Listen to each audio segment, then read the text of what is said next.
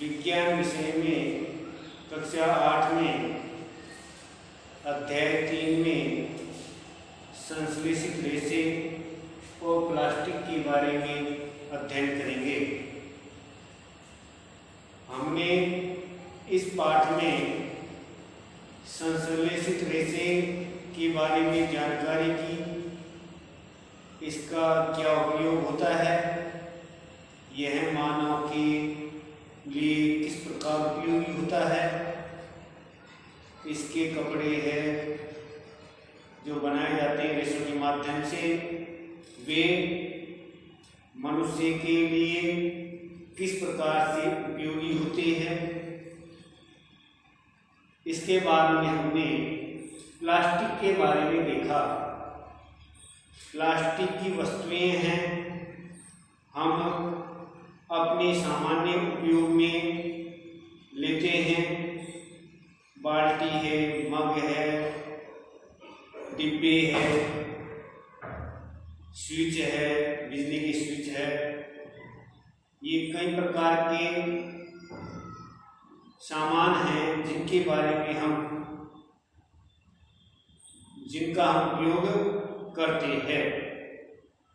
अब इनमें से कई प्लास्टिक है, वो ऊष्मा के द्वारा गर्मी पा करके विकृत हो जाते हैं, तो वो प्लास्टिक की श्रेणी में आते हैं। और कई ऐसे प्लास्टिक होते हैं जिनको गर्म करने पर कोई प्रभाव नहीं होता है, उनमें विकृति नहीं होती है,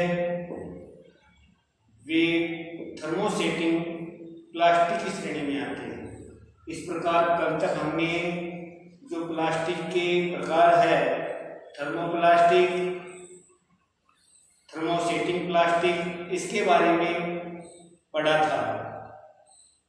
उससे आगे हम प्लास्टिक में कौन से गुण होते हैं जिसके कारण हम उसका उपयोग करते हैं, तो उसमें पहला उपयोग है प्लास्टिक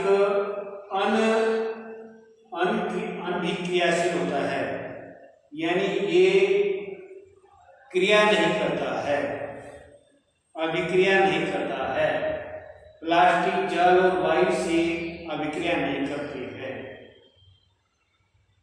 उनका संचारण आसानी से नहीं होता है, इसलिए इनका उपयोग बहुत से रसायनों सहित विभिन्न प्रकार के पदार्थों के संचयन में किया जाता है। जबकि लोहे पर नमी और वायु से जंग लग जाती है। देखो, लोहा है, उसको खुले वातावरण में रख दिया जाए और या नमी हो वहां पर रहे, तो नमी व वायु के द्वारा इन दोनों के माध्यम से लोहे पर जंग लग जाती है और लोहा है वह खराब हो जाता है, जंग का निर्माण हो जाता है। लेकिन प्लास्टिक है, वायु व जल के संपर्क में आने पर इसमें किसी भी प्रकार की क्रिया नहीं होती है, किसी प्रकार की रासायनिक क्रिया नहीं होती है जिसके कारण वह खराब हो। तो प्लास्टिक का जो सबसे बढ़िया गुण है, अनभिक्रियाशील होता है, यानी ये वातावरण में वायु व जल के साथ अभिक्रिया नहीं करता है। हम देखते हैं नींबू का अचार है या कोई सा अचार हम डालते हैं, तो हम लोहे के पात्र में, स्टील के पात्र में डालेंगे तो वह उस धातु के साथ वह क्रिया करता है और उसको खराब कर देता है। लेकिन प्लास्टिक के पात्रों में डाला गया अचार है वह खराब नहीं होता है, क्योंकि प्लास्टिक है उससे क्रिया नहीं करता है, अनभिक्रियाशील होता है। यानी वह क्रिया नहीं करता है। इसलिए जो भी खाद्य सामग्री रखी जाती है वह डिब्बों में रखी जाती है, प्लास्टिक के डिब्बों। तो प्लास्टिक के डिब्बों में क्यों रखते हैं?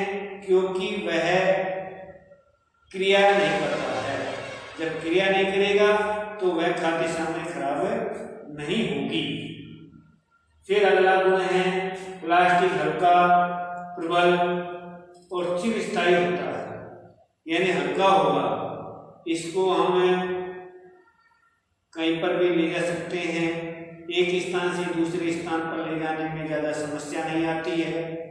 तो हल्का होगा, प्रबल मजबूत होगा, यानी इसको उपयोग में बार बार उपयोग में लेंगे तो ये तब भी ये खराब नहीं होता है, मजबूत होता है और चिरस्थायी लंबे समय तक ये चल सकता है।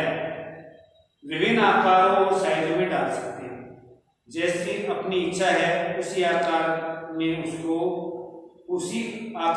बदला जा सकता है, उसी सांचे में उसको डाला जा सकता है। यह विभिन्न उद्देश्य हेतु उपयोग में लाया जाता है। अलग अलग उद्देश्य है, वहां पर इसको काम में लिया जा सकता है। हम देखते हैं हमारे घर परिवार में है प्लास्टिक की वस्तुएं बनी हुई होती हैं, उन वस्तुओं को हम उपयोग में लेते हैं। प्लास्टिक धातुओं की अपेक्षा सस्ते होते हैं, जैसे स्टील है, लोहा है और भी धातु है, उनकी अपेक्षा है प्लास्टिक सस्ता होता है। तो सस्ता होने के कारण इसे हम आसानी से खरीद सकते हैं। ये उद्योगों और घरेलू कार्यों में व्यापक रूप से उपयोग में लिया जाता है। जब सस्ता है, हल्का है और लंबे समय तक काम आ सकता है, मजबूत है, तो इसको व्यापक स्तर पर काम में लिया जाता है। सभी इसका उपयोग अक्सर करते हैं। फिर है तीसरा जो गुण है, प्लास्टिक कुचालक होते हैं। प्लास्टिक उष्मा और विद्युत के कुचालक, उष्मा के कुचालक और विद्युत के कुचालक होते हैं। इसलिए बिजली के तार प्लास्टिक से ढके होते हैं। आप देखते हैं बिजली है, लाइट है, उसके तारों पर प्लास्टिक का आवरण होता है। वह आवरण है विद्युत का कुचालक होता है। यदि हम प्लास्टिक का आवरण नहीं है और नंगी तार है तो उसमें है विद्युत धारा से संपर्क होने पर करंट लग सकता है। तो अब कोई घटना घटित ना हो इसके लिए बिजली के तार पर प्लास्टिक चढ़ा हुआ होता है, हम देखते हैं डोरी पर। और खाना बनाने वाले पात्रों के हत्थे इसके बने हुए होते हैं। आप सबके घरों में हैं, कुकर होंगे और भगोनी वगैरह होगी, तो उन पर जो उसको पकड़ने के जो हत्थे हैं उसके साथ प्लास्टिक लगा हुआ होता है। क्यों लगा हुआ होता है? क्योंकि जैसे ही हम खाद्य सामग्री को गर्म करते हैं तो खाद्य सामग्री को गर्म करने पर पहले पात्र गर्म होता है, पात्र गर्म होने के बाद में खाद्य सामग्री गर्म होती है। तो धीरे धीरे है जो धातु का बना हुआ हत्था होता है वह भी गर्म होना प्रारंभ हो जाता है। जब हम गर्म को उठाएंगे तो जल जाएंगे। तो जलने से बचने के लिए उस हत्थे पर जो धातु का हत्था है उस पर प्लास्टिक का हत्था चढ़ा हुआ होता है, जिससे कि हम जले नहीं। तो हम अक्सर अपने घरों में देखते हैं। तो इस प्रकार हमने ये इसके अभिलाषणी गुण देखे। प्लास्टिक के अन्न भी क्रियाशील होते हैं, हल्के होते हैं, प्रबल होते हैं, चिरस्थायी होते हैं और कुचालक होते हैं। उष्मा और विद्युत दोनों के कुचालक होते हैं। इसलिए ये समाज जीवन में अपने अधिक से अधिक हम प्लास्टिकों का उपयोग करते हैं, क्योंकि वो धातु महंगे होते हैं। तो हर किसी के आसानी से कोई है इसको खरीद सकता है सस्ते होने के कारण। तो आज के लिए इतना ही।